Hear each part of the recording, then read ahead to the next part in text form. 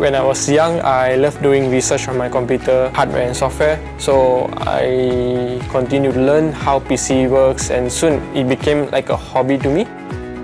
So I take IT as a subject in school. And after graduating from high school, I found myself loving IT field. At the end goal was to finish and graduate from university and enter a major what I like. Based on my suggestion of my lecturer, I'll be showcasing the project through a story-based implementation of this IoT, and it's quite relevant without the smart city. Most memorable time for me was getting a chance to go to ICIT conference.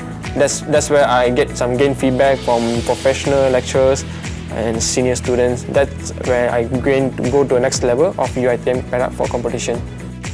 Personally, my advice will be knowledge, where you cannot stop after graduating.